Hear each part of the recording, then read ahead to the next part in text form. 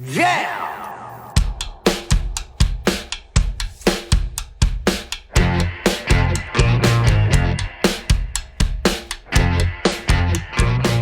It's Josh Williams here, and welcome to the One Man Podcast, episode number 58 for Wednesday, June 20th, 2018. I had to look down at my notes for a second. I felt like episode 58 was the wrong number. It is not. It is written right here in black and white. Welcome, onesies. Half the year over already, June 20th. I know we still have like a week or two, week and a half before that's technically true.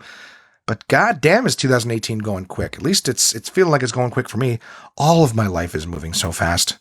It is hard to gauge how much is left. Like sands in the hourglass, so are the days of our lives. Welcome, onesies. I'll tell you guys this week about how those 5 things are going for me.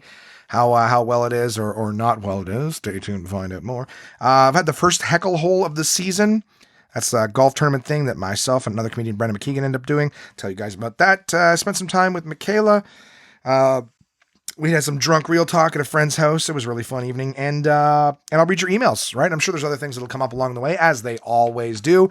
But thank you guys for tuning in. Right from the get-go, last week, as soon as the episode was over, I was mixing it down, all that fun post fucking production shit that usually takes me at least an hour after the podcast is over. As always, recording this on Tuesday night, as I did last week. And then I went to a place called The Loft that has been recommended to me many times.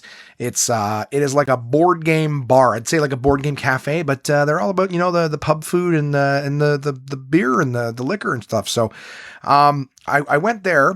And it's a spot that has like 2 floors. And on the main floor, when you first enter, they boast 500 different board games selection for you to play.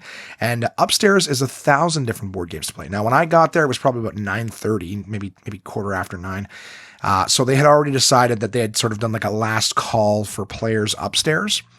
And I was still able to go upstairs, to pick a game.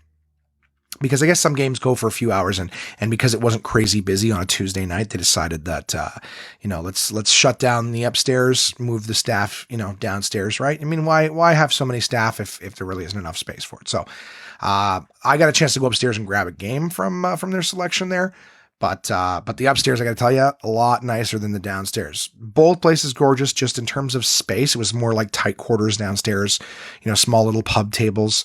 Versus like nice big glass tables upstairs. So if you wanted to get something that, has a big board or opens up or whatever, like we were 3 people. I was there with my mom and one of her coworkers. We had a great time. But yeah, they're just for the games that we were playing, regular small pub tables were not quite enough for it. But interesting spot. It's they've also on the main floor, they have like retro gaming consoles. You know what I mean? They got like Nintendo 64s and stuff like that. So you can play, you go into this place and you can play, video games, you can play board games. It's definitely a cool little, theme that they got. I don't want to say theme, but what is it? Gimmick, Here's the thing though. Nobody told me this when I walked in. I didn't know this going in because no one had recommended it to me. I had a lot of people recommend it to me, but no one who recommended it to me told me about this. And nobody told me when I walked in, but apparently my mom and her coworker were told. I didn't find this out till I'd been there for like an hour. But there was like, I think it was either a $6 or $8 cover charge, And so when they told me that, they were like, when we got here, they told us, it was let's just say for conversation purposes, $6. They told us it was $6 to come in. So, that's what they charge. And we didn't know. And I go, yeah, I'm sorry. I didn't know either. Cause they went on my recommendation, but, I thought I'd gotten away with paying because when I walked in, like nobody was like, hey, it's not like a bar where you pay your cover on the way in. Right. But I thought maybe it was. I thought maybe I didn't pay my way in or something. So I'm like, hey, I just saved $6. But they put it on your bill. So didn't get away with anything, but just a heads up, I would definitely say check it out because if you're interested in, I've had people recommend this to me. If you're interested in buying games, they've got them there. So it gives you a chance to play them first. A lot of people were there, seemingly on like a date night or something like that. It was funny because I was almost like, fuck, I'd love to go there someday with just some little homemade sign that's like, if you need an extra player, me, and then I'll just do work in the meantime, hoping that maybe someone will be like, hey, maybe he's a board game savant or something silly. Just the idea that like, if people need an extra player, sometimes people are like, oh, let's play this game. Oh, it's minimum 4 players. I'm like, oh, I'm right here. Hey, I'll play games with you guys. I'm getting sad as I age. It's just like I'm willing to go and sit like an old man in a food court. Like, if somebody says hello to me, I'm going to rope them into a 20-minute conversation. So, I don't know. I had a good time. It was very cool. I definitely like to go back there. So anyone listening, if they're like, yeah, let's go have a night and have some, we do that here at the house. So for me, it was more like, all right, well, if I can't get my roommates to play something a little more complicated than Catan or, geez, you guys should see the games that Jason plays. They're not childish. They're just simple to like no end. Like the difficulty level is ridiculously low. But then again, Jason's a guy who likes to play fucking darts. So, I don't know what to tell you. A very boring old man. Golf and darts. Golf's great. I love golf in the sense of being outside and drinking, but I hate playing the game. So like 2 out of 3 is not bad. You know what I mean? I'll go out, I'll stand in the sun, I'll drink, but I'll even swing the club at the fucking ball. I might connect, but I don't care if I do or not, because I have more fun being outside and drinking and running my mouth and all those other things. But we'll get to that. We'll get to the heckle hole stuff in a minute. Just had a reminder this week. So anyways, I did that on Tuesday night. I'm actually having a really tough time. So let's talk about my 5 things then, because this will play into that. My list of 5 things that my everyday non-negotiables, which seems like for me, the master negotiator, because it seems like if something is non-negotiable, I'm still capable of negotiating. And that's not to say that I'm actually making, maybe I am making excuses, but not during the process of looking at it. So here's the thing. I've missed a lot of the stuff that, I've been meaning to do. I'm posting on the social media. Like, here's the thing. Like, I'm hitting some of the things every day, which is good. The one that was most embarrassing seems to be the one that I am the most absolutely, what do you call it? Not committed, consistent. Is I'm still brushing my teeth twice a day, which sounds, again, first time listener. I'm not going to justify it. Go back and listen to previous episodes. You'll see what it is. I did not brush my teeth before. I just didn't do it twice a day. So yeah, I'm doing the best at that. I'm actually consistent. That's the one that I seem to be doing every single day. The reading part, I haven't, not like I'm sitting down trying hard and, sound it out. I'm not having difficulties reading. I'm just, I had a few things that I was just a bit of a rough week, a few stressors and things like that. And by the time I got some shit done, it was late. You know what? It is excuses, guys. I did try to do it a few times and I just passed out. A few times I was so late getting to bed that, I couldn't force myself to do it because I desperately needed the sleep that I could get. So, I'm still working on it. I really am. I've hit everything on my list so far today, it being, approximately 8:45 on Tuesday. I have hit everything on my list. Today, I've just brushed my teeth before bed. So I'm very pleased that, I'm trying to turn the ship around the last 10 days and see if I can just do the home stretch, right? Can't go back and change the past, but do my best to move forward. But one of the things on that list was to make notes every day of the One Man Podcast, and I hadn't created the sheet. And so like the first half of last week, I filled in all the notes today. So not once this last week did I get the notes filled in. So there may have been more interesting things that I could have told you about last week. None, not a whole lot of them came to mind except for the weekend stuff, but I feel like that's the best stuff to tell you anyways.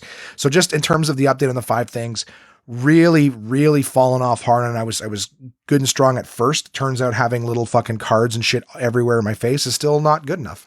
But I'm going to do a strong push at the end of the month. I hope to have better results for you. I hope to report next episode that, I've knocked every single one of them out of the park every single day, and then and keep them going. I'm not getting rid of these once July hits. I'll just have a new 5 and keep incorporating these in, trying to make this shit stick. But, anyways, in terms of last week, excuse me, lots of Ubering during the day, lots of little getting shit dones last week that I can't really think of, to be honest with you, which sort of sucks, but it is what it is. I did renew a bunch of like my web products and stuff like that. I remember doing that. That was boring. And that was also a giant headache and shit like that. But, yeah, not knowing how web stuff works can be costly, but long story short is I got on my web stuff renewed. So One Man Podcast is back in business in terms of the URL and the email and all that stuff. It was never really down, but it was in danger of going down for a couple of days. All my, the podcast where it hosts, it's a once a year thing. So that got renewed. That's the thing with having like a lot of like, internet stuff, hostings and subscriptions and this and that. Cause I got a lot of stuff that requires, right? Like you guys are super, super, I mean, I really appreciate all the generosity. A lot of people have donated to the Auphonic. That's a thing that just comes out every month. I've got for all the little Photoshop stuff that I do, I have rather than buying the software, I have like a monthly subscription to it. So, I do find that cheaper than buying it because a Photoshop suite can be very, very expensive. Anyways, yak. The point is that like there's a lot of stuff and the annual stuff like GoDaddy and the podcast, whatever, they've all lined up now into 1 month. So it's been like every day you start to get ahead financially, and then you look at your account, you're like, what the fuck is this $200 charge? Like, oh, all my web shit. Next day, what's this 150? Oh, the fucking podcast hosting. The next day, what the fuck is that? Oh, all my online fucking Photoshop and Auphonic and all that.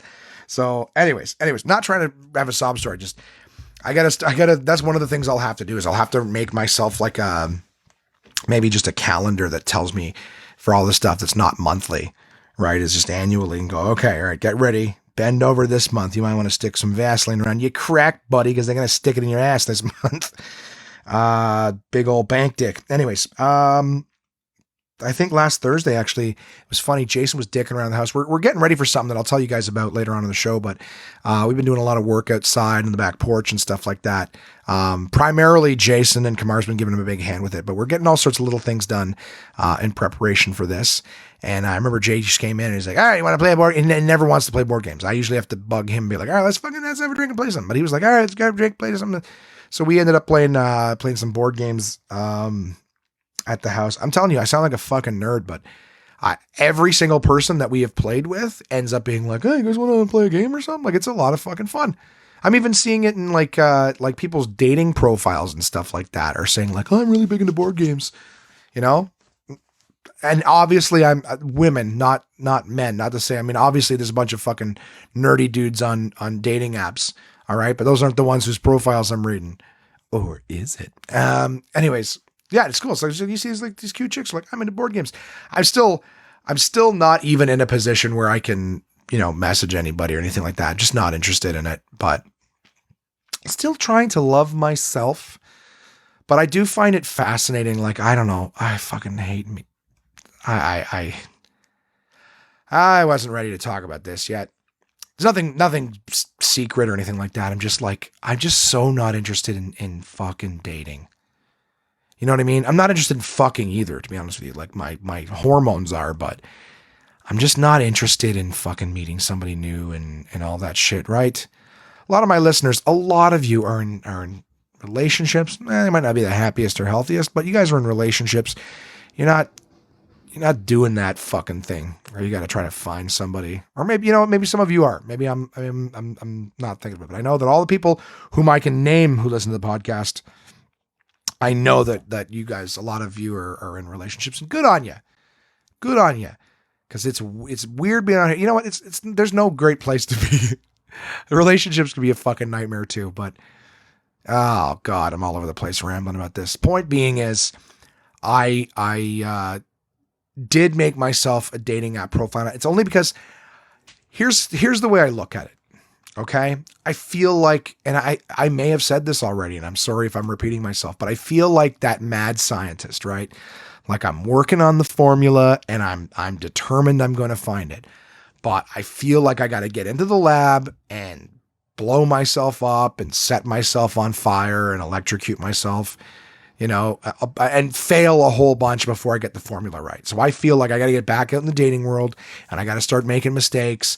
Well, not making mistakes. I don't mean like, treating people shitty or doing things I know are not right. But I mean like, just, I gotta go out and have some bad dates. I've been telling my friend, a couple of years back, I told my friend Dave, who, the guy's lost a fucking ton of weight and all that stuff. My buddy Dave's in a fucking relationship now, which is great. I'm happy for him.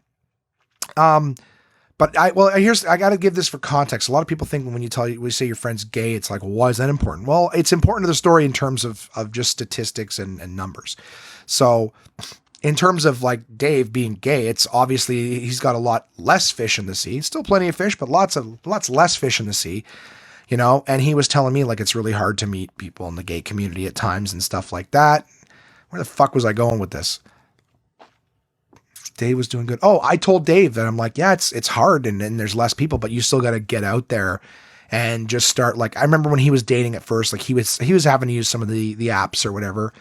And he was saying like, I want a relationship. So a lot of the apps in the gay community are for hookups, you know? And, he said that, you know, I don't want these kind of things. I'm like, well, don't do the hookup ones, but maybe the ones that are like, he was going through a lot of, meeting people and getting disappointed, you know, but I was saying the same thing to him. I'm like, man, you know, nobody's just going to fucking find the right person first time out of the gate, right? You got to go out there and you got to wade through the shitty ones. You got to get them out of the way. So every time you get about, I'm like, cool, you just got another one out of the way. You're one more closer to the right one. So I'm super happy for him now. I know I'm going to meet his boyfriend sometime soon. It's going to be great. But, sorry, I'm just remembering. I'm trying to make a list for this event that I keep talking about, that I keep alluding to. But yeah, so that's where I'm at, is I need to go out there and start wading through the ones. And of course I'm all over the fucking place. Like I'm a mess. I'm okay doing my thing. You guys know what's going on with me and all the betterment stuff, right? But at the same time, like, I don't even know what I'm bringing to the table. You know what I mean? So it's tough. So all I'm doing right now, like some little fucking, I don't even know how to describe it, is I'm kind of like that kid who just moved into the neighborhood and I'm standing, you know, across the street from the park and I'm just looking in at the other kids playing, going like, man, I sure like to play with them. That's me downloading these apps and just sort of peeking through them. You know, I have no idea what I'm doing and I have no intention. I'm not interested at all. You know, everyone's got to sort of bullshit. And I really feel like I'm beyond that. To be honest with you, I think that's kind of why I was interested in going to the board game place. And maybe, like I said, I don't know if I said that. I actually, for the first time in a long time, got maybe 4 minutes in and then just was like, oh, this is awful. I gotta restart this. Started picking something off the mic. There was like a piece of fluff in it. All it was just scratchy sounds in our ears. But, yeah, the thing about just wanting to go there and maybe join other people on teams and stuff like that in case somebody needs an extra person for a board game or something like that. I think I really do want to meet people organically. You know what I mean? Because the idea that I'm like doing this fucking job interview type bullshit on dating apps, like, here's what's good about me. Everybody sounds the same, just like a job interview. You know what I mean? I'm always up for an adventure, you know? If you don't have your shit together, don't message me. I'm like, well, none of us have our shit together. It's fucking broken. This is for broken people. Do you know what I mean? We're all fucking 30. Well, not all of us, but you know, the ones who are just like 22 and attractive and like, look at me. If all of your pictures are 30% your cleavage, right? Just barely any of your face in it. And it's just your tits, like, you're broken too. You don't know what the fuck you want. Attention, obviously, but this is like, we're broken people. Let's not act like everybody on this fucking dating app isn't somebody who's got some issue, you know? And I'm not saying they're crazy or they're fucked up or anything. I'm just saying that, like, look, we all made it this far and we still haven't made it work in a relationship. All right. Now we're trying to do it the fucking simple, easy way, which is just go on a dating app and swipe. That's bullshit. You know what I mean? So don't let anybody act like you got your fucking shit together. Oh, you got to get your shit together before you message me. Fuck you. How about that? My shit's together enough to know that my shit's not together. And my shit's together enough to know that your shit's not together. You know? So let's go out and fucking set ourselves on fire together. Maybe we'll get one step closer to the right person. You know what I mean? It's like a fucking pound for shitty adults. You go to the Humane Society and you look at pictures of animals, right? People, I think I'm more inclined to read the profile of an animal and go, oh, what happened to him? What's his backstory? You know, oh, he likes being scratched behind the ears, so you're a good boy, right?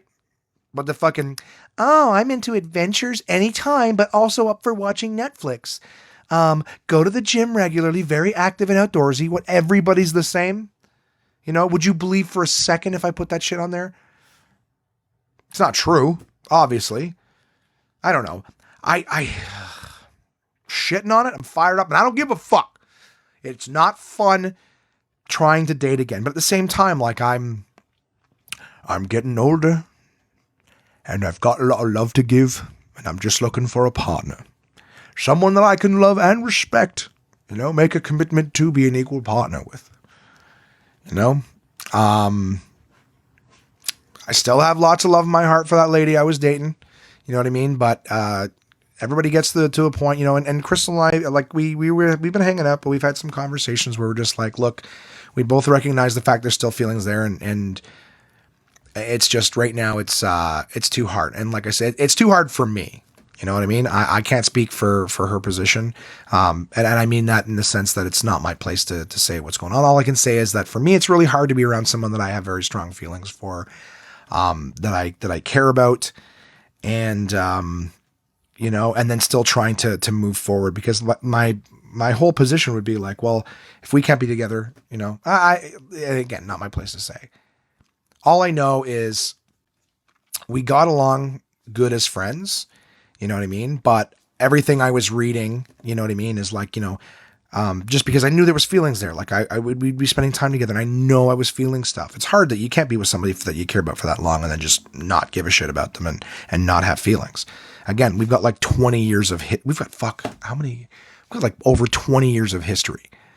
So I was reading these things online that are like, you know, I just Google, you know, like, can you be friends with your ex? You start reading all these articles and basically it just gets you to ask these questions like, you know, are you friends with them because you're hoping one day you might get back together? Are you, you know, what is it that you want from the friendship? Like, would you be happy if they got in a relationship with someone else? Like, there's a bunch of other things too. But the idea is that, like, if you still have feelings for that person, like all these things are like, if you're saying yes to any of these things, or sorry, not yes, but you know, if you wouldn't be happy to see them with someone else, if you know, if in the back of your mind you're entertaining a thought that, you know, by being friends you might get back together, all that shit, then it's not good to do that. So, and I know that in some of those aspects that's definitely the case for me. So, you know, I feel like I need to close that chapter, you know. But it's hard. It's hard. This is shit I've talked about a bunch of times before. And if anyone's going through that shit, like, I'm sorry that you're dealing with it too. For all you guys in happy relationships, having kids, all that fun shit, fuck you. No, I'm happy for you guys. I am. I love each and every one of you listening. And I'm, like I said, if you're good and you're happy and all that stuff, I'm happy for you. I really, truly am. And more power to you. You know what I mean? Like I said, you've blown yourself up and you've set yourself on fire enough times. I just think I spent a lot of time not doing that. And I'm a late bloomer. All right. We all know that. I've been all my friends know I'm always the last one to figure shit out. And I like the idea that I'm spending the time, you know, doing that. It's taken a while. I'll probably figure it out on my deathbed, which should be in about the next 5 years. Unless we start this goddamn fucking, you know, start making some progress with all this health and shit. Anyways, I don't know how the hell I got so far off base. All I know is that then I'm on the fucking humane society of fucking adults here, looking at all these people who are broken, pretending that they're not broken, you know, telling me to get my shit together. Who the fuck are you? Anyways, so I don't know how the fuck that I got to that. I really don't. I think I was talking about how Jason and I were playing board games. That's a fucking stretch, eh? We went for a bit of a jog before we got back home, right? I was trying to say how, like, you're seeing people, you know, a lot of people are saying they're playing board games now. Like I said, even in dating profiles, you know? But anyways, we did that. On Friday, Michaela had a play, and I was thrilled that she invited me. I made it down to that. I can say with no bias at all, she was the best one in the entire play. There was two kids who actually did a good job. One was like the narrator. She was like a little fairy. She'd come out and tell the story or whatever. You know, setting up she basically, while they were changing sets in the back, she's up doing a monologue in the front of everybody, in front of the curtain. She was great. The only thing was that she was, okay, so there's no Michaela told me afterwards, apparently there's 3 mics on stage. Their sound guy fucking sucks. But the first one, she was loud. Here's the thing. You couldn't hear any of the kids. You could barely hear them. But the first girl, little narrator, fairy chick, she came out and she was loud. And she had like her little jumps and her little waves of the wand. Like she had the good acting. Here's the problem. She was talking way too fast. And obviously they're kids. All right. I'm not going to fucking write in the school paper and give them all fucking thumbs downs, but she was great, except for the fact she talked way too fast. It probably had to do with nerves, but it was so fast. It was incomprehensible.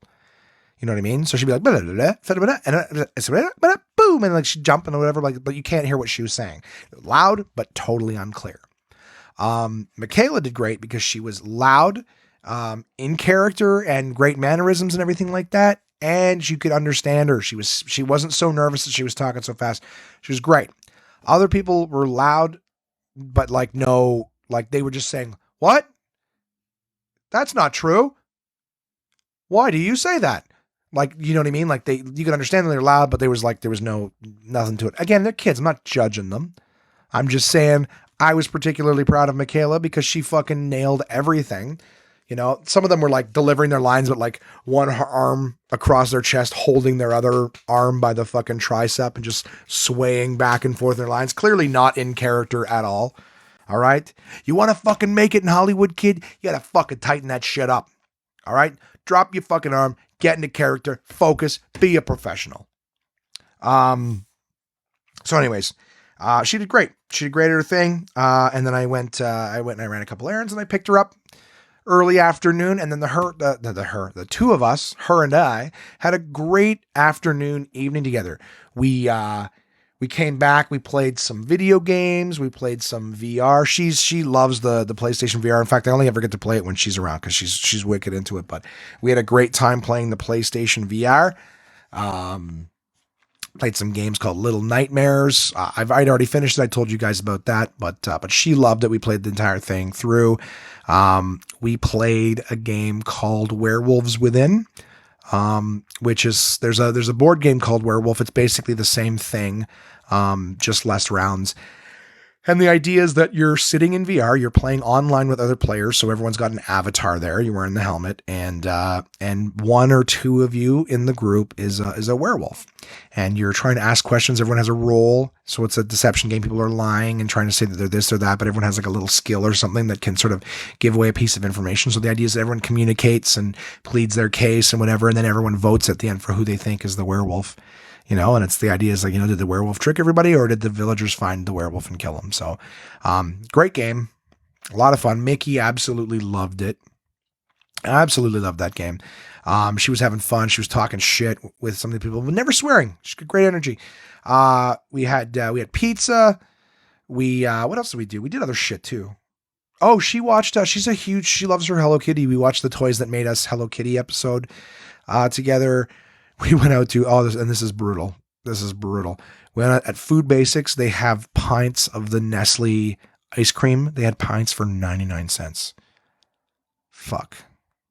I can hold up, you take $1 off Haagen-Dazs and I can fucking stick to my goddamn convictions.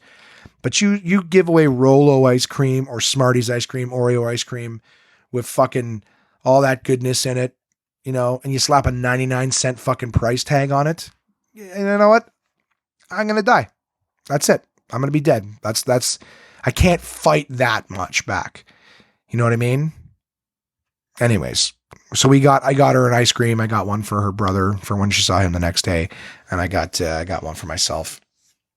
And I'm not proud to say that I crushed that thing one sitting. Mix crushed hers, but it took her three different sessions throughout the course of the day. So, we played games, we chatted, we hung out, had a good time. What a great day. Magical day we had together. And I dropped her off at her dad's late night. What else? Saturday, Heckle Hole. Hello. First one of the season, guys, a Heckle Hole. I believe I explained it before, but I will do it again for any first time listeners or anyone who just doesn't remember. A Heckle Hole is when myself and fellow comedian Brendan McKeegan, we go out to a golf tournament. All right. It's usually for charity or something, but it's usually just, it's always a golf tournament. And our job as the theme is that on the particular hole that they put us on, Brendan and I heckle the shit out of the golfers. We tease what you're wearing. We never tease like weight or anything like that. Just for the record, we're not vicious. It's very good natured, but we rip on the people. We let them know what's happening at this hole. We let them know that everyone's going to get fucked with. They all get free tickets for Absolute Comedy for being sports. So they get something just for showing up the hole, but we fuck with them. We mess with their shots, and every golf tournament that we've been at, they absolutely love it. And it's been a lot of fun. The particular one that we went to though was for the Renfrew Hospice. And this is for like a small town golf club, right? And the people who hired us there was the bar that we did way back in the fall. We did that show there in Renfrew, and they loved it. They thought of this idea for the heckle hole. They'd heard me mention it, and said, "Hey, well, let's do it." So Brandon and I went to do it. The only thing is when you're fucking with small town people, they're used to getting fucked with all the time. So you gotta really pull up the stops if you want to get one over on them. Brendan and I were having a great time. Oh geez, I'm trying to think. I remember before I left, I wanted to wear sandals. I'm like, I'm not golfing. I don't have to wear fucking golf shoes. I just want to fucking sit in the sun, have my drinks, mouth off at strangers, have a good time. So Brendan and I, we're waiting. There was not as many teams as we anticipated, so it wasn't like constant flow through. Some of the bigger tournaments that we do in Ottawa for big things like real estate or I think we did one for Greco Fitness. Those ones we got like team after team coming through. So we're busy running our mouths all day. We had breaks where Brendan and I were sitting there for like 30 minutes by ourselves, just shooting the shit, drinking, you know what I mean? Basically getting paid to sit in the sun and get drunk. Outstanding. So the teams start coming through, and I notice all of them are like in flip-flops. These guys are like in flip-flops, cut off jean shorts. They don't give a fuck about their attire. Obviously, the club doesn't give a roll. There was like piles of sand in the middle of areas. We were driving past old, like burnt out trucks. The course was decent, and well manicured, but it was just so funny that like normally you'll drive past like a little pond / fountain, or nice gardens and stuff like that. This was like, drive past the rusted out truck. You're going to turn left at the first dirt pile. Like it was hilarious. They were drunk coming through. One guy was trying to give us pot brownies. They were team 420. Like it was hilarious. But like I said, it takes a lot more to knock down, small town hickory dudes than it is to like for Brendan and I to shit on some CEO of a company. You know what I mean? Like those guys fall a lot harder when we fuck with them. So all in all, we had a good day. We got back to the clubhouse and there was, they had, let's put it this way. We're used to like, we're having prime rib and the meal at the clubhouse afterwards was, I think hamburgers and potato salad. It was still good, but, just had a fun time, started fucking with everybody. Everyone was drunk afterwards. But we had dinner with them and then, and then we headed back to town. I gave all the roomies a call there and everyone was over at Noreen's, Jason's lovely girlfriend. And they invited me over for steaks and drinks. And I was like, hell yeah, I got no plans. I was supposed to go to my brother's house for board games, but everybody canceled. Everyone was sick or not feeling good or whatever it was. So they canceled and I was like, all right, well, yeah, I'll come have steaks and drinks. Why not? So, we went to Noreen's place. She's a lovely backyard. She just bought her house like 2 years ago, but she has a lovely backyard. She's done a shitload of work on it. Jason and Colin, his buddy, and my buddy too, fellow comic, helped her build a deck and build a shed and all sorts of stuff like that. Like that backyard is absolutely gorgeous. Absolutely gorgeous. So, we were there, we had steaks, we had drinks, and everybody was just sort of shooting the shit or whatever. And then I think like as the night went on and it got dark, I guess, and the alcohol was kicking in, everybody just started, I can't remember where it started from, but we just, we were having a conversation about one thing. And then I think I just put Jason on the spot. I'm like, so what's the deal with blah, blah, blah? Well, we're all talking. I'm like, you're asking me a personal question, or you asked, so-and-so a personal question. Well, what about you? Like what, like, let's open up, And so, we asked him a question and he answered honestly. And then I was like, okay, what about, I think then Jason turned it back on me and I was like, all right. And I answered honestly. We got deep into stuff. I asked Noreen something, we got deep into stuff. We asked Simon something, got deep into, and it was kind of cool because As much as everybody here at the house like rips on each other, it's definitely not an environment where you would just be like, oh, here's some shit that hurts and why I do it. But it was kind of cool. Maybe it's because we were out of the house. We were in a different environment, nice place. Everyone was, in a good mood or whatever. Who knows? All I know is that we all started talking about stuff that, shit that bothers us and who we are and, why we think we're the way we are and what's important. It was great. I called it, in my notes here, I called it drunk real talk, but it was good.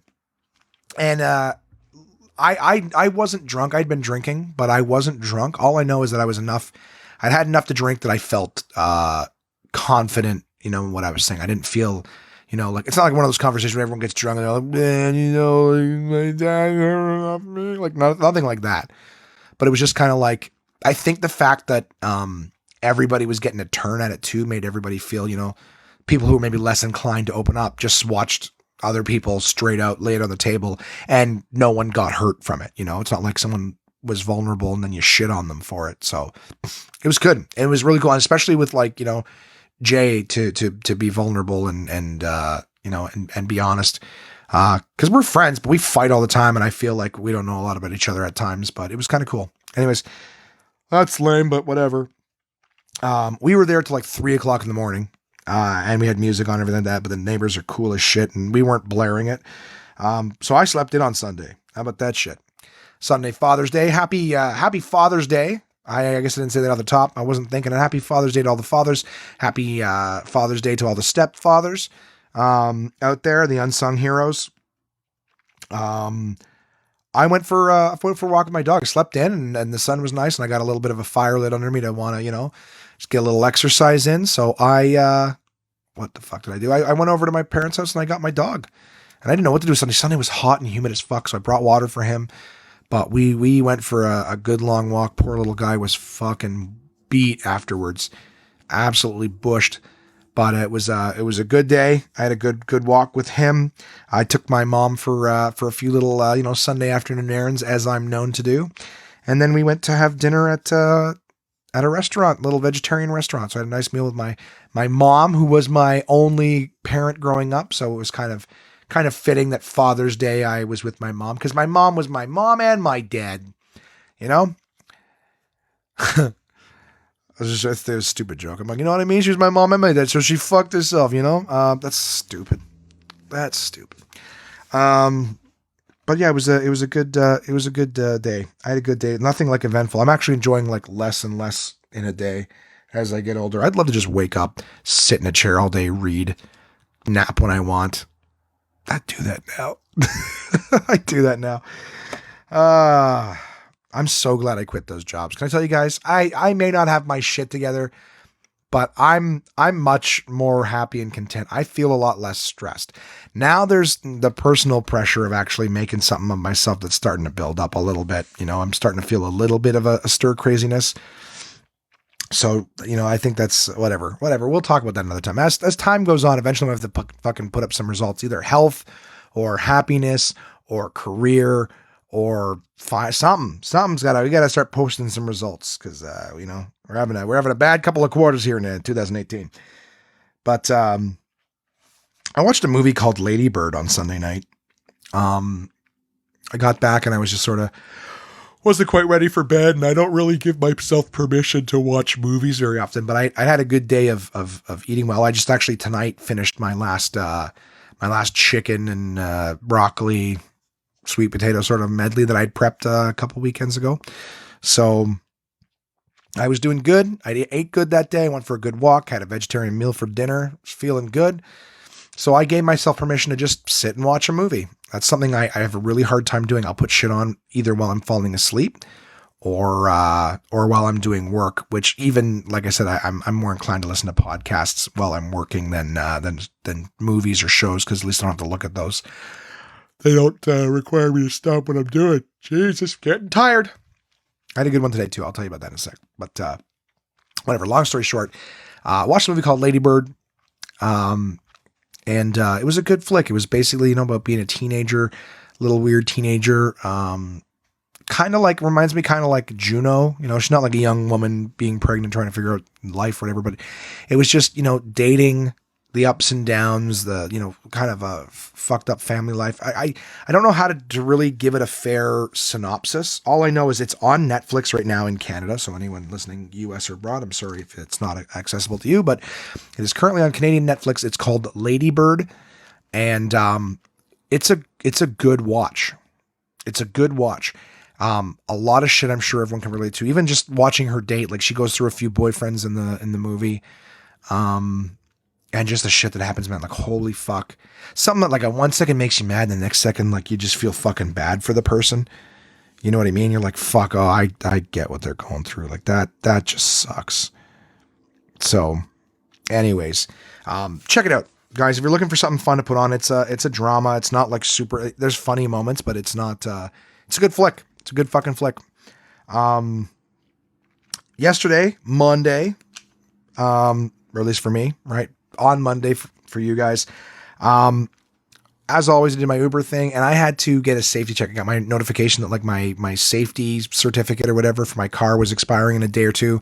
And so rather than getting, yanked from the road while I wait to get all that shit done, I decided to schedule an appointment. And as always, schedule an appointment to get my safety. They're like, it's going to take an hour. I'm like, cool. I went to Canadian Tire because it was close. I figured they give you a discount on it, right? Otherwise I would have gone to my dealership, but, my dealership's always busy, and that's a good sign, right? Because it means they're doing something right. If there's always availability, you got to worry about that. So I went to Canadian Tire because they give you a special Uber rate, right? So instead of like $115, it's $80 for Uber drivers.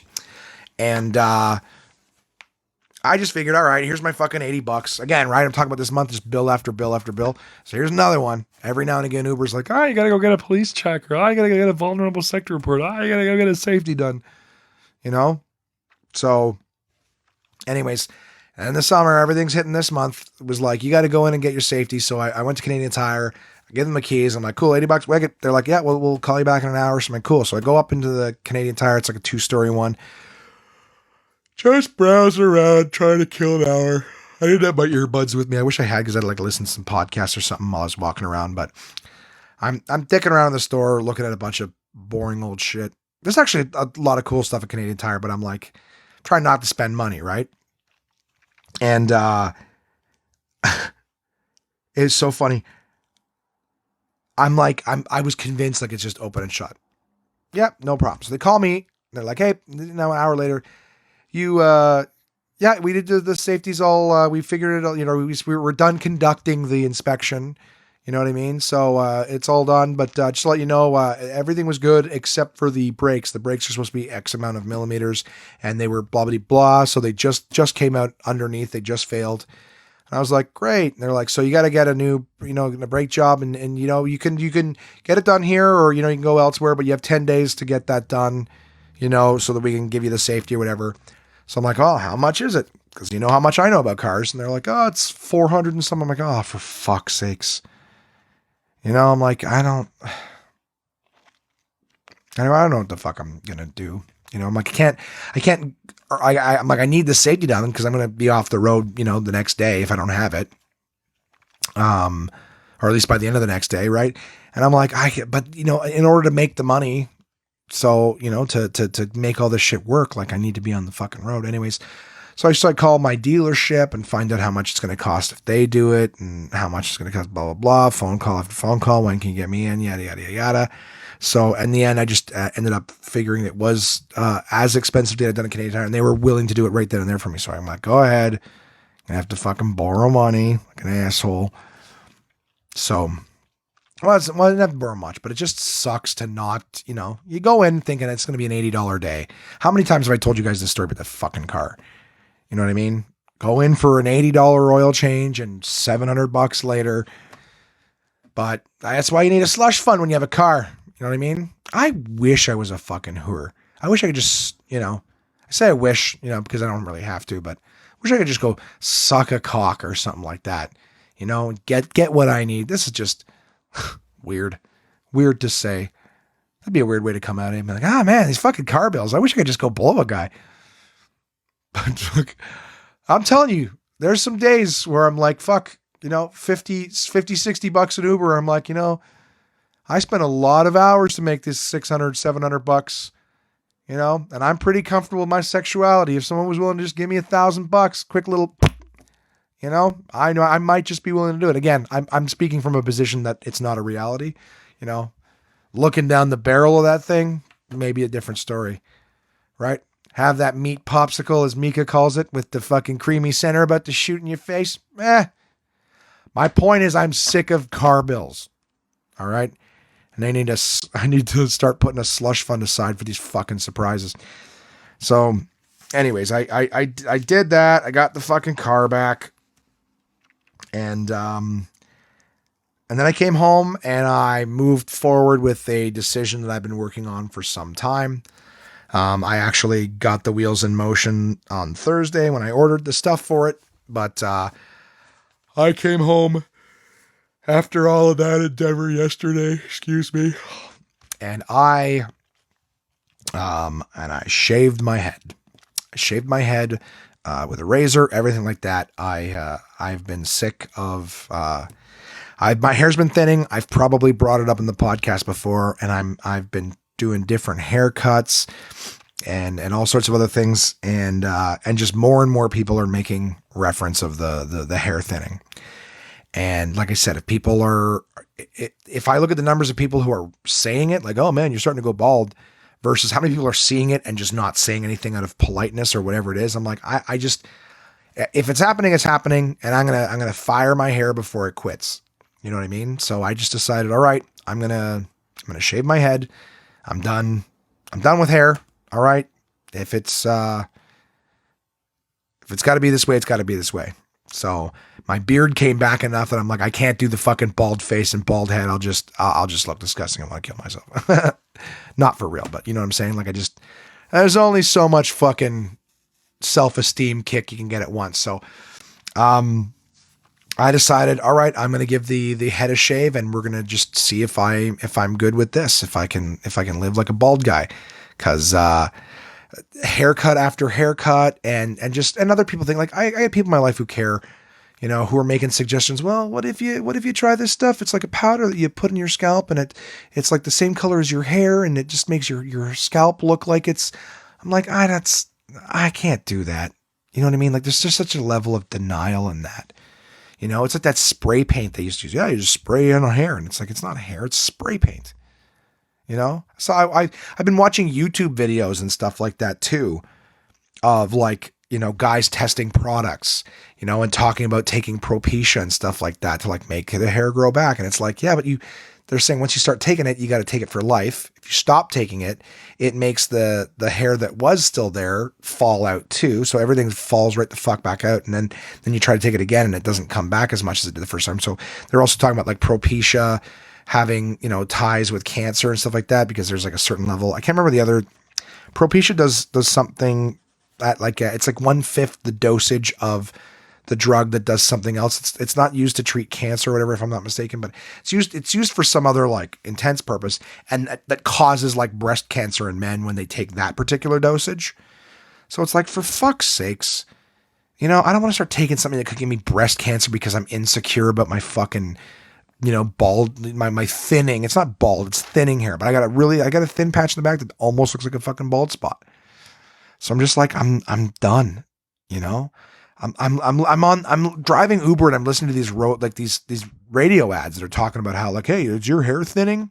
Well, we have something that's an inexpensive solution, and it's, you know, and it's natural and all this other shit. And you're like, oh, you know, is this like hair plugs or whatever? Oh, gee, I looked it up, you know, and that's the thing too, right? When you start looking shit up, if it's that much in your mind that you're looking shit up, you're like, you got to accept the fact that it's a real thing in your life. And I looked it up, and this was a place that was fucking tattooing. They weren't rubbing powder on your hair, because at first I was like, oh, that stuff you sweat, maybe it comes out or whatever. You wash, you have to keep. It was like honestly, it looked like a makeup brush. The stuff that you just dust onto your head. It looked like a makeup brush with color in it. That it's like powder, comes out with the powder in it. You like brush it on your head, like chicks putting on the rouge on their face, like a little makeup brush. And I'm like, oh God, if you sweat or it rains or something, that's just them running out of your head. Like, I'm like, I can't do that. That would be humiliating to have that happen.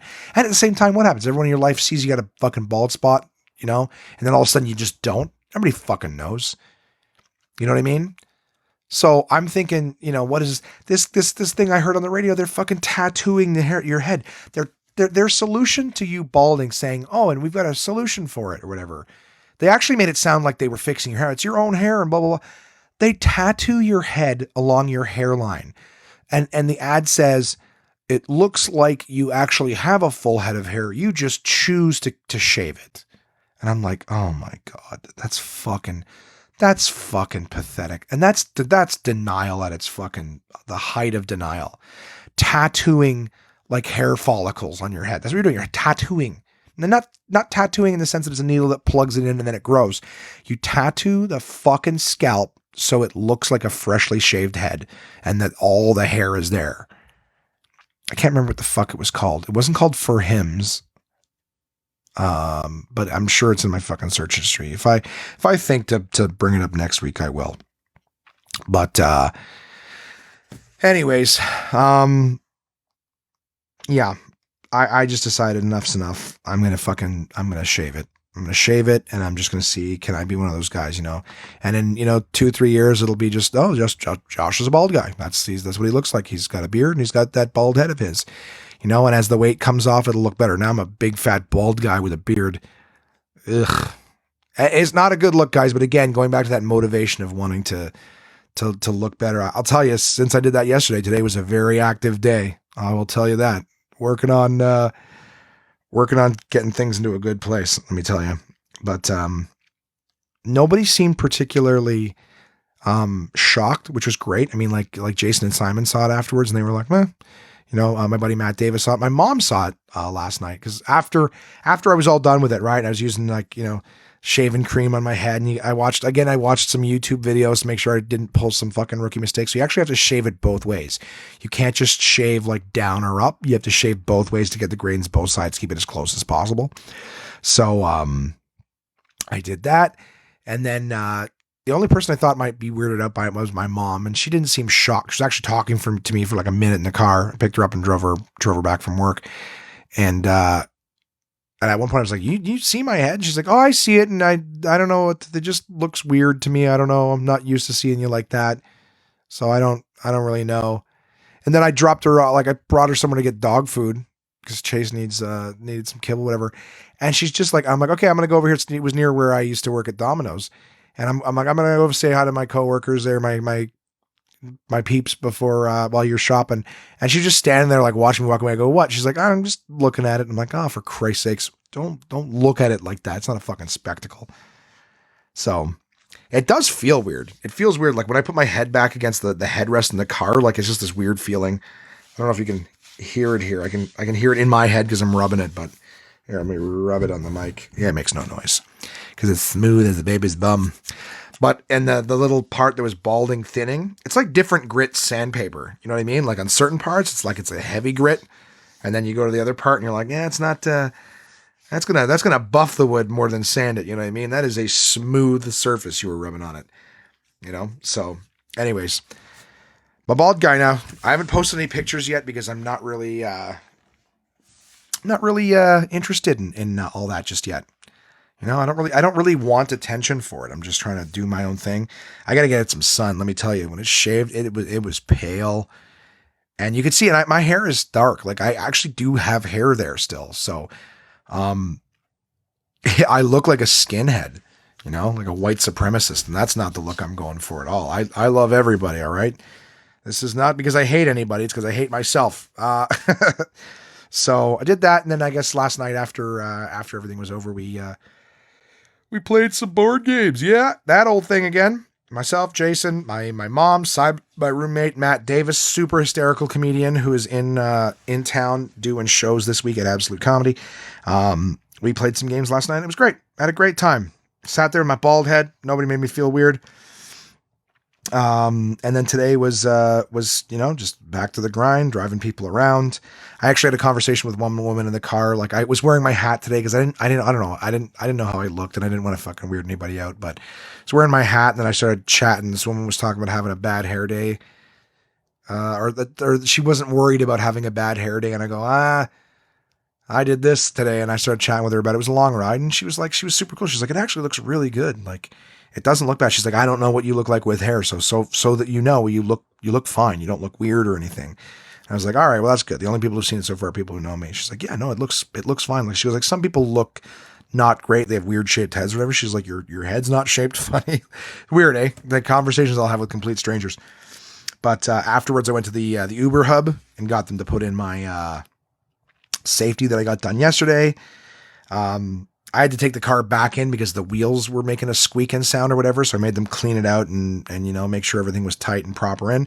Then I went for a big long walk with my dog. So while I was doing the podcast notes, I was sitting out back in the sun, trying to get some sun and some color in my pasty arms, my pasty head and all that stuff.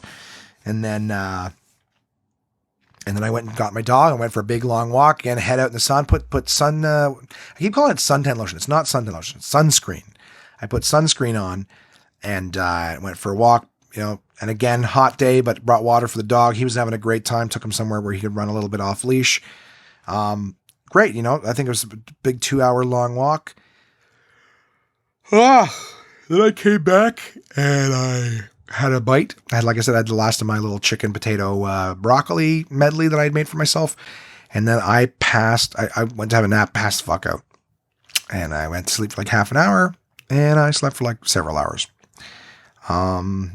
But hey, I had a good productive day, lots of exercise, feeling great. So that was my week, guys. It only took me a fucking hour to tell you all about it. I hope it was interesting. You know how it goes, right?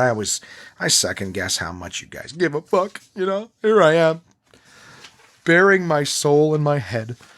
So yeah, I'm working on just I'm gonna see how this bald thing works.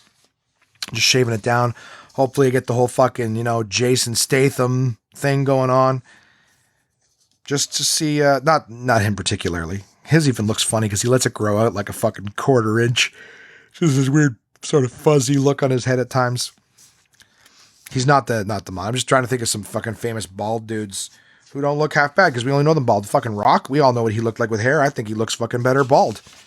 Just that motherfucker big his head, As soon as this podcast is over, I'm going to have to go in and bake it again today. I forget it's not the kind of thing like a haircut where you do it once and then just leave it for 2 weeks. It grows back, it's going to look shitty. So I'm going to jump in the shower afterwards, give it another once over and just see if that's a thing I can work into my routine. It's just, in the shower, a little bit of shaving cream on the top of the head and slice, and hopefully get on with my goddamn day. And that's it. That's it for the week, guys. Not for the episode, of course. I still have much more to talk about. Do I? Yeah, that's how the week went. So, working on making the 5 things a little more consistent. Still working on, getting myself there, wherever there may be. Trying to find myself a fellow member of the Human Pound who might want to go for a walk with me. Hey, you want to go for a walk? All right, we'll go thirsty? You want to have a drink? We'll go have a drink together. Fuck's sakes. Anyways, so without further ado, Chase did great. Like, poor little guy. On Sunday was hot. The weather's been hot, so he's got a coat. We've shaved him down for the summertime, but it's still hot. It's hot to be a dog out there in this sunshine. And having said that, I have picked a great little article for this week's. Oh, what is this horse shit? The fucking printer get all screwed up. I might have to read it off my phone. Which is always a nightmare for me because the phone's so small. So small. The article from Uncle John's Bathroom Reader, right? My partners at portablepress.com. This week's article comes from the Attack of the Factoids. That's the name of the book. Pages upon pages of factual information. And what article did I pick this week? I picked the one called Hot Dog because my dog's been hot. Now, of course, it's about hot dogs. But my little Poochie Pooch has been hot lately, so I figured this would be a fitting little article. And, it's summertime. We got a barbecue coming up. Lots of fun things. So what a great article to choose today. All right, so first off, some hot dog facts. Between Memorial Day and Labor Day, Americans consume 7 billion hot dogs. Fat fucks. How funny would it be? It's obviously Americans as a whole, but can you imagine if that was like Americans, each one of them consumes 7 billion hot dogs. The most popular condiment is mustard. Then come onions, chili, ketchup, relish, and sauerkraut. Nathan Handwerker opened Nathan's Famous Hot Dogs, which remains a Coney Island institution in 1916. To counteract stories of unhealthy ingredients in hot dogs, Handworker hired men to wear. Is it Handworker? It's Handworker, yeah. Handworker hired men to wear surgeon smocks and eat lunch in his restaurants. So I guess he got them to dress up like doctors and eat there. Like, oh, look, doctors eat these things. The largest seller of hot dogs is 7-Eleven with 100 million served annually. If you ask for a hot dog in New Zealand, you'll get it battered on a stick like a corn dog. To get one on a bun, you have to ask for an American hot dog. A Chicago-style hot dog never includes ketchup. Hot dogs cause about, this one I thought was interesting. Hot dogs cause about 17% of all food asphyxiation deaths in children under 10. So like fucking 1 in 6, let's say 17%, like 1 in 6 fucking kids that dies. Well, it says all food asphyxiation deaths. So now we're getting specific. So 1 in 6 kids that choke on food, it's a fucking hot dog. And they have to be under 10, according to the stat. All right. According to Guinness, the most expensive hot dogs ever were 3/4 pound, 18-inch dogs sold for charity in 2012 at a Sacramento, California restaurant, topped with an impressive array of fancy condiments, moose milk cheese, maple syrup bacon, organic baby greens, whole grain mustard, and cranberries. The dogs cost $145.49 each, with proceeds donated to a children's hospital. The most hot dogs with buns consumed by one person in 10 minutes, 68. Joey Chestnut holds the record. He established it at an annual contest in Coney Island in 2009 and tied it in 2012.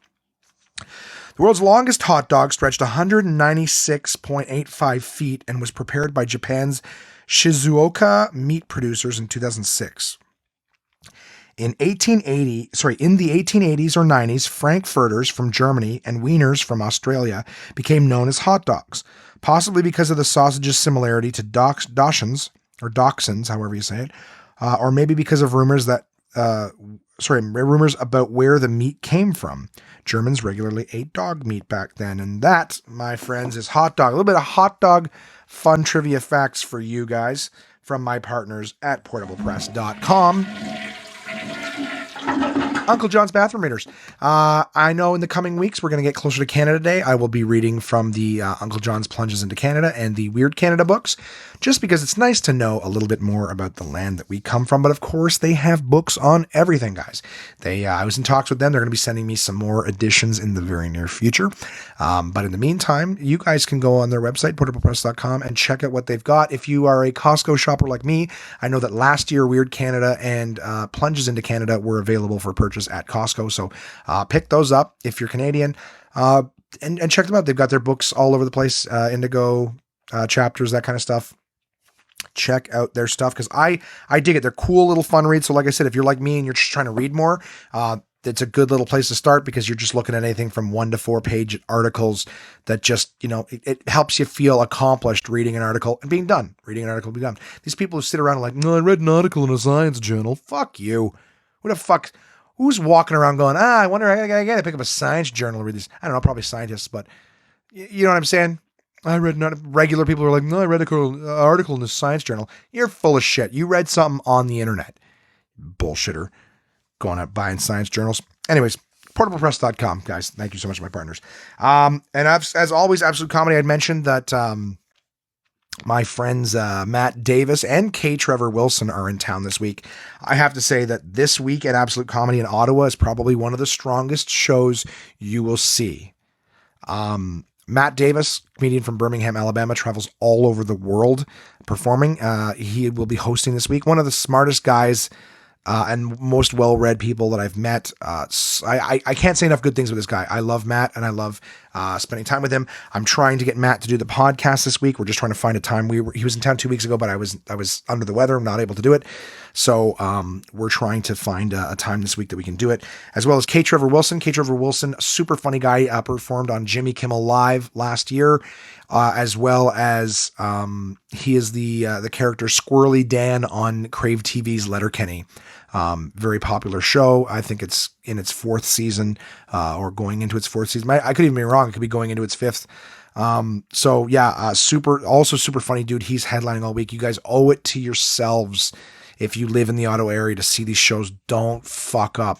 It is a great show and well worth seeing. And K Trev and I will be sitting down on Thursday. We're I'll tell you guys about the week coming up, but as it stands right now, we are sitting down to record an episode of the podcast. So if all goes well, you guys will have a great episode with K Trevor Wilson on Friday, and then hopefully one with Matt Davis in the coming weeks as well. So check out my little promo for Absolute Comedy, but for you guys in the Ottawa area, absolutecomedy.ca, get your asses there this week. Absolute Comedy is the best live stand-up comedy from across North America, with locations in Kingston, Toronto, and Ottawa, Ontario. These comedians have been featured on Just for Laughs, Netflix, Comedy Central, CBC's The Debaters, Jimmy Kimmel Live, Conan, The Comedy Network, and much, much more. Go to absolutecomedy.ca to see this week's lineup. Planning a night out is easy with dinner and show packages available at all locations. Live comedy is a great choice if you're organizing a celebration, fundraiser, company outing, or corporate event. Want the show brought to you? They'll send comedians to your venue with performances tailored to your event, creating a night of laughs your guests will love and won't soon forget. So for showtimes, ticket prices, gift certificates, special shows, and more, head to absolutecomedy.ca. Again, that's absolutecomedy.ca for the best live stand-up comedy from across North America. And while we're all enjoying the sunshine this time of year, guys, make sure you get a chance to check out Summersby watermelon flavored. I'm still waiting for a bit of a supply on my end from my buddy at Summersby, but I might see him this weekend with a hopefully special delivery. In the meantime, guys, enjoy a little promo. The sun gives life to the orchard. The orchard gives life to the apple. The apple gives life to Summersby. Summersby is a delicious sweet taste of sunshine, imported across the ocean all the way from Denmark. The people in Denmark are smarter, and so are you, if you drink Summersby.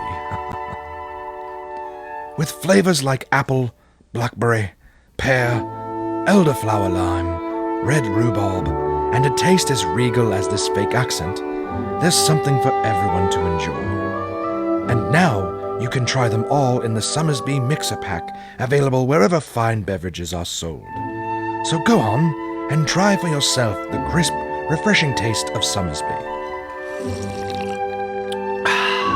Your taste buds deserve it. Please drink resplendently.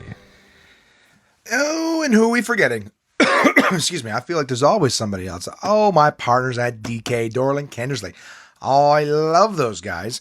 I do not have a book to review this week, guys. I have books to review. I have not read a book to give a review. And as always, I am not going to half-ass it with their wonderful products. So you guys go to dk.com/ca and check out the lineups they got. They got all sorts of new books coming out this month, books that just came out last month, and books that will be coming out next month. Isn't that how all businesses work, Josh? Yeah, of course it is. But I just mean that I've got, I was actually emailing back and forth with my guy at DK today, and he's sending me another just bunch of books.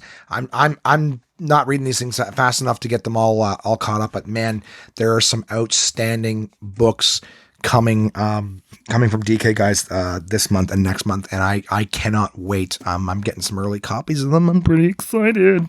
But yeah, it's super awesome. And I can't wait to read these books. They're all, again, a lot of them good life stuff, whatever.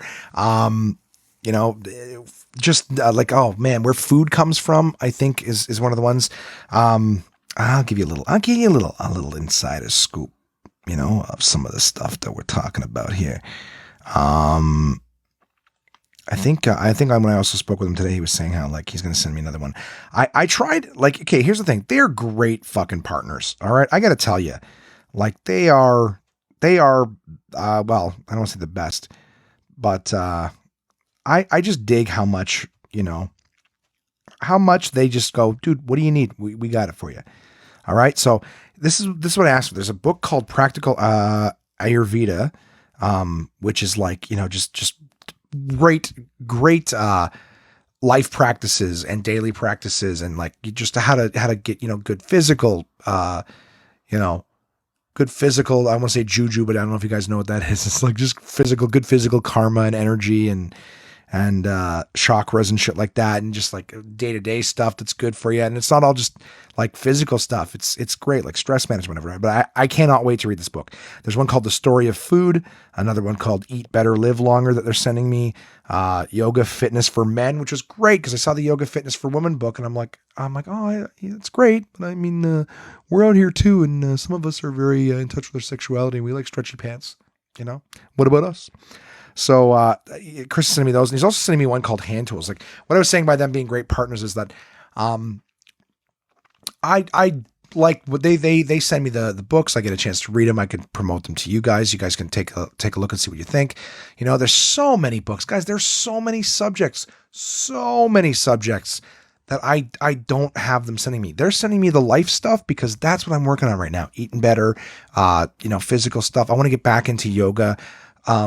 So I'm reviewing these types of books, not because that's all DK has to offer, but that's what's important to me. That's the stuff that I'm talking about every week.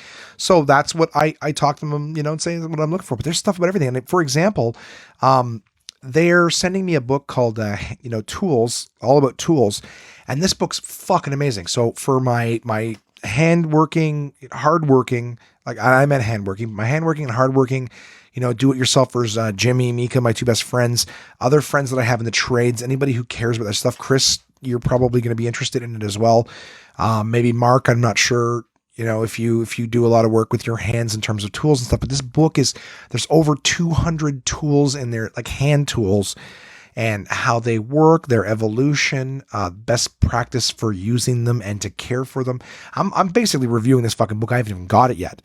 The foreword's written by Nick Offerman, which was super funny guy. I'm excited for it. The only thing is that just not like, I'm not doing a whole lot of like, it's hand tools, not just like power tools. Right. So if there was like a lot of my carpenter friends and contractor friends, like they're using a lot of obviously corded power tools. And this is more hand craftsman, hand tools, still hammers and, like wood planes and stuff like that.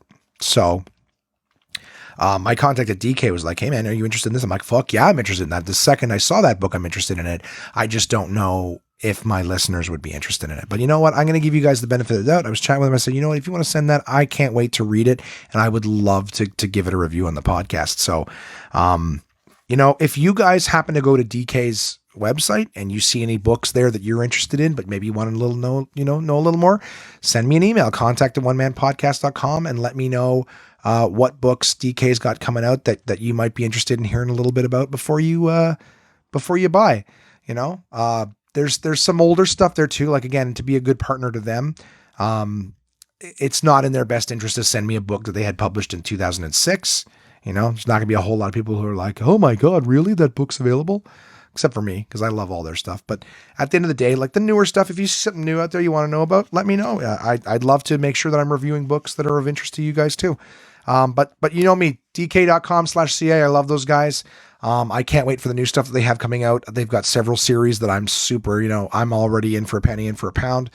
I love everything that they do, honest to God. And it's different publishers, or not, sorry, apologies, not publishers, different writers and things like that. So it's not like all of their books are made by the same people. These are the experts in the fields that are doing, experts in the fields of healthy living and yoga and tools and scotches and all the different things that I'm reading about. So, man the fuck up. No, I'm just kidding. Check out the stuff, dk.com/CA or dk.com in the States, and just Google Dorling Kindersley or what have you in other parts of the world. And that's my sponsors, guys. Thank you so much to all of them. This week coming up, tomorrow, the day that you are listening to this, Wednesday, I'm getting the car detailed again, trying to keep the car in regular good shape since it's constantly in use. Want it to look good for all my passengers. On Thursday afternoon, I have an afternoon corporate show with my friend K. Trevor Wilson. We're going to go entertain some people down in the Absolute Comedy area. It's at a office building not too far away from the club. And then K-Trev's coming back here and we're going to do a podcast. All right. And I'm going to ask some questions. So you guys listening, again, K. Trevor Wilson from Crave TV's Letterkenny, super funny dude. He's performed on Jimmy Kimmel Live. He's done so much in this country. So fucking funny, guys. And this is one of the sweetest human beings. I'm telling you, please don't miss your opportunity to send an email in and have a question answered. Contact at onemanpodcast.com. Maybe just put the subject matter like K. Trevor interview, whatever. But we are going to be doing the podcast after 3 p.m., sometime after 3 p.m. on Thursday. So 3 p.m. Eastern Standard Time. So get your questions in. You ask them, I will ask him. And get your answers. A super, super fun. Fuck, he's funny. He won Just for Laughs Homegrown, which is like the competition. So he didn't just go to Just for Laughs. He went there and fucking crushed it and was the funniest guy there. He's open for Louis C.K. He's open for Sarah Silverman. He's open for who else? I know that there's other people on that list. He is so funny. So Google him and maybe write in some questions and let's talk to him. Let's learn about this guy who's fucking, there's only a matter of time before he's going to be gone. Plus Letterkenny, by the way, a piece of trivia, just got picked up to be played in some of the channels in the States. So a little small town Canada show has been picked up in the US. So, we're not going to have him for long, guys. He's already doing Jimmy Kimmel and late night talk shows that everybody wants to be doing. Great dude. I can't wait to sit down and chat with my friend. So that means this coming Friday, you're going to have a K. Trevor Wilson episode, unless something horrible happens, we can't do it. On Friday night, I got an LCBO tasting, so I'll be doing that. And Saturday morning, I have an LCBO tasting. But Saturday, here it is, what I've been alluding to for a while. We are having a house party on Saturday. It's starting sometime early afternoon, and it's going till well into the evening. Well into the evening. Right about the time they start calling the cops on you for noise. Kamar has dubbed it the end of the world party because apparently everyone's terrified that the world is ending or whatever, but we are having a huge party. We've got a keg. We're getting food. We're going to have like sangria and a pretty heavily spiked punch.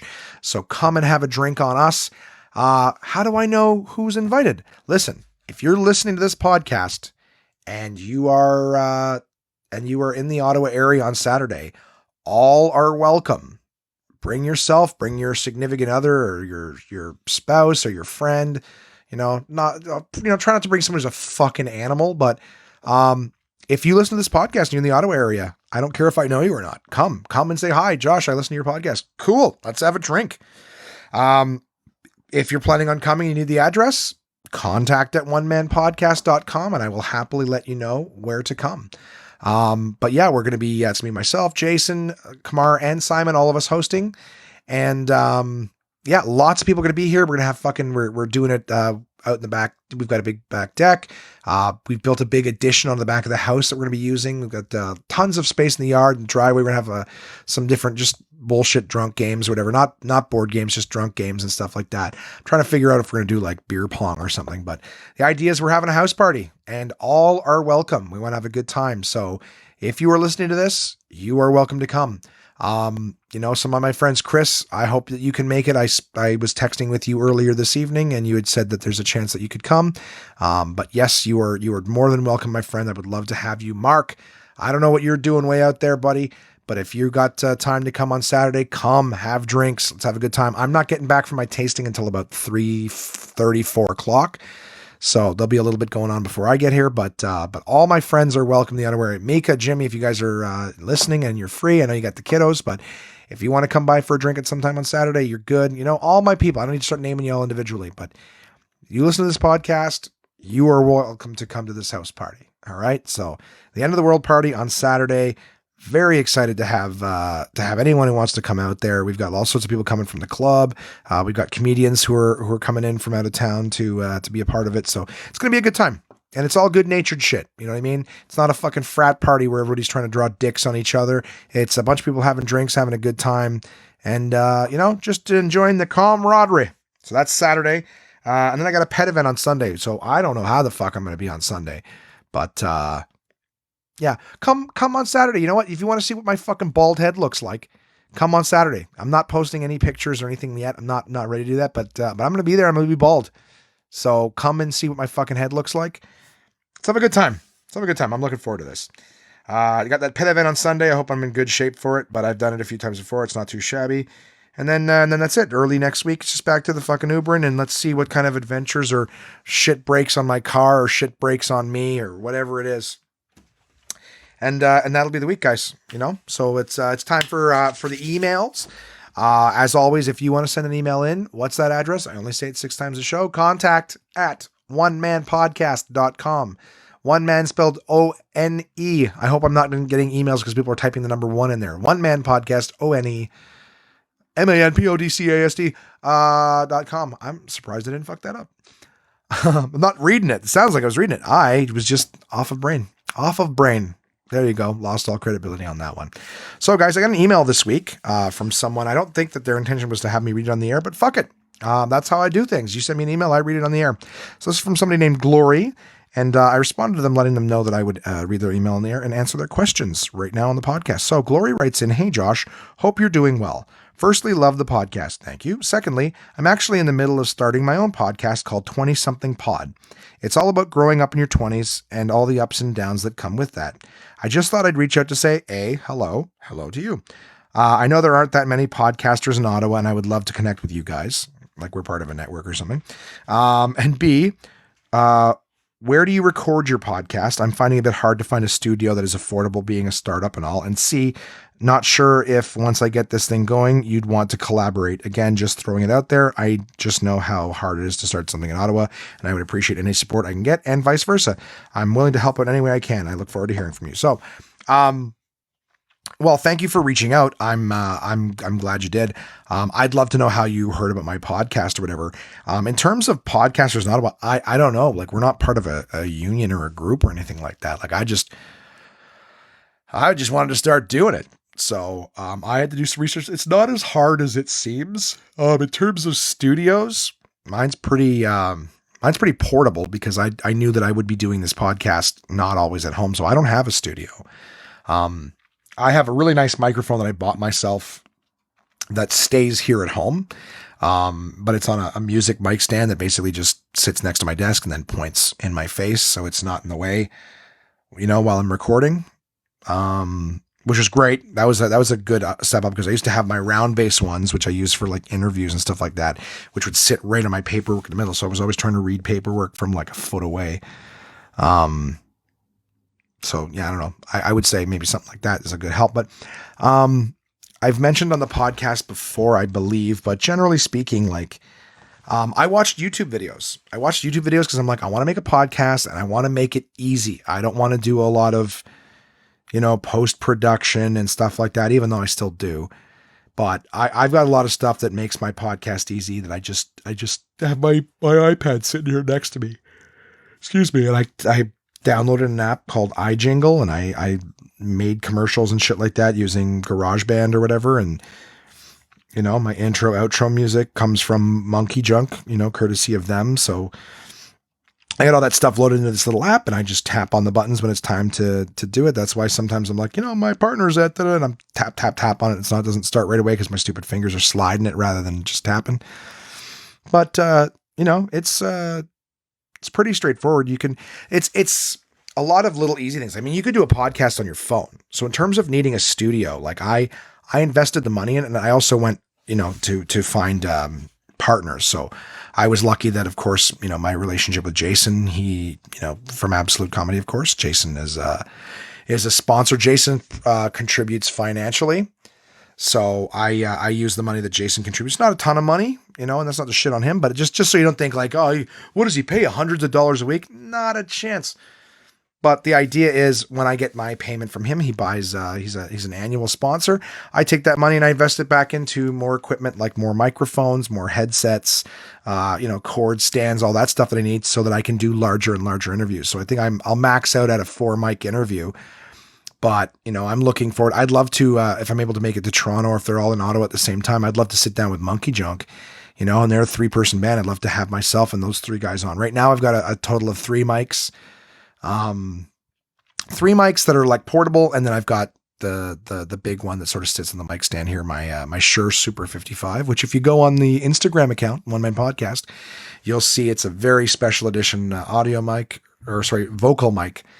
But I don't take that one anywhere. That one stays here on the mic stand packed up. So when I'm sitting here at my desk, excuse me, getting to that part of the night. When I'm sitting here at my desk, I'm able to just pull it out, stand it next to me, whatever. But the idea is you can do it a lot of different ways. The idea is how do you want to record it? What do you want to talk about? If you want to have multiple people, I mean, you can't just put your cell phone down in the middle of a table. I've done podcasts where guys do that. They just put their cell phone in the middle of the table and we talk. The only reason that mine, and I appreciate the compliments that I've gotten from listeners. The only reason mine sounds as good as it does is that since I had no idea what necessarily the format of the show was going to take, and I still fucking figuring it out. I didn't want you guys to have to like struggle through listening to me going, not really knowing what I'm talking about. And at the same time, the audio quality was shit. So I'm like, listen, everything's going to sound good while I sound like a fucking idiot.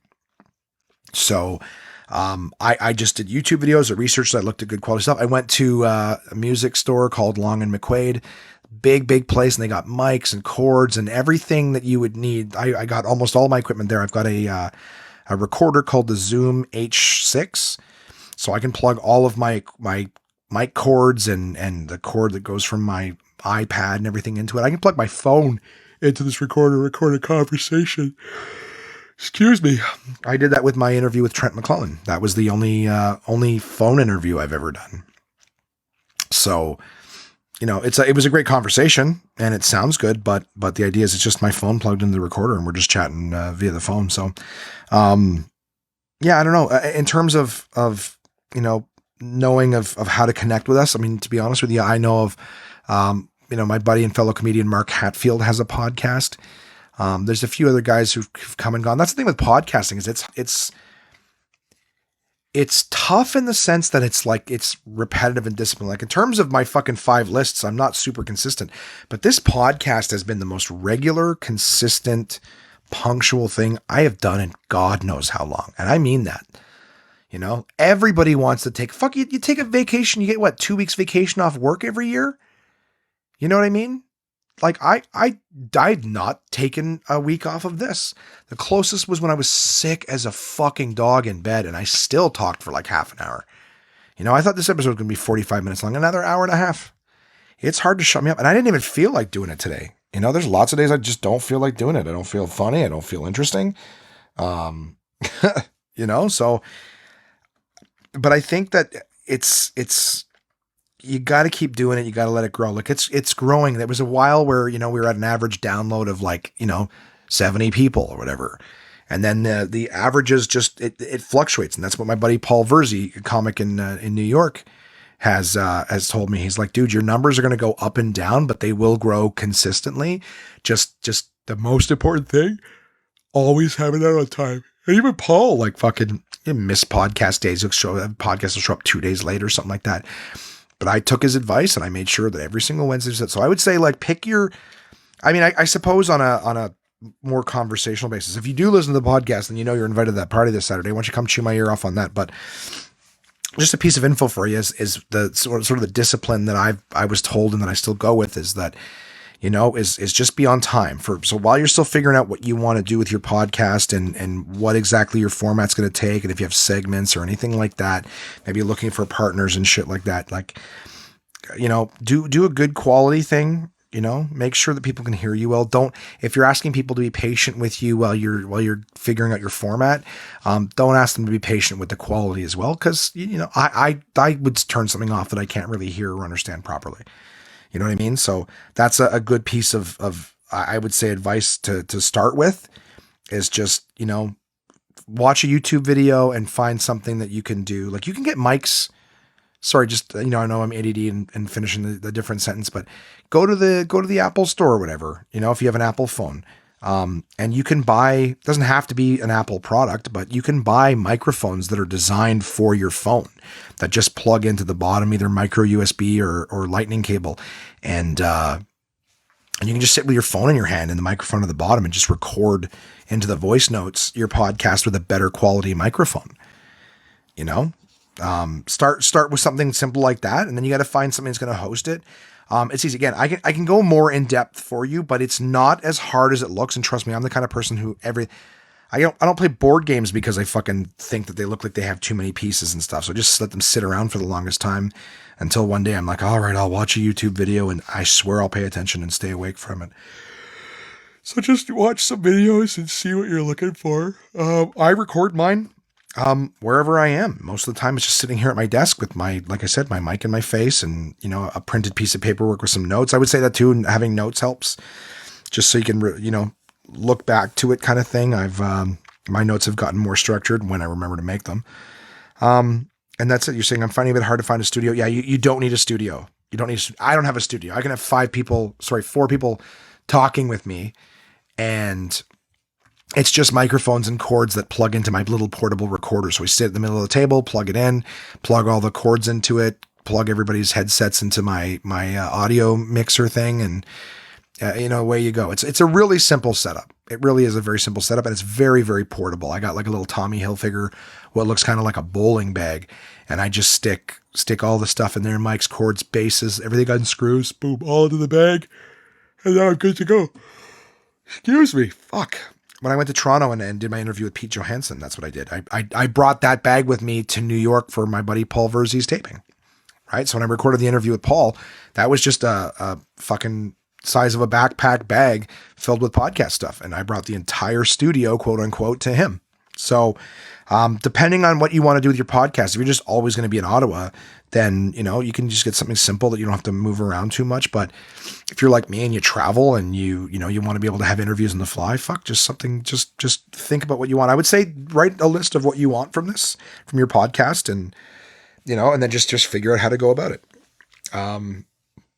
That's about it. You know, if your podcast is 20 something ish, let me tell you something about being 20. You got a lot of fucking spare time. It feels like the expectations to start succeeding, you know, while there may be some there, they get a lot heavier when you hit 30 something. Also, I did want to give you this note. I Googled 20 something podcast, and currently there is a podcast already called 20 something podcast that I found available on SoundCloud. So I would say that you may want to consider, just in terms of actually getting listenership and stuff, you may want to consider going with a different name. Not that there's anything wrong with your name, but if people Google it like I did, they're going to get the already in production podcast. So you want to drive traffic to yours. So what I would say is maybe playing around with different titles. I can't really, but just as an example, but not suggesting it as something like, you know, fuck, I just had it and it's already gone. You know, 20 something podcast. No, but like what to do in your 20s or some shit like that.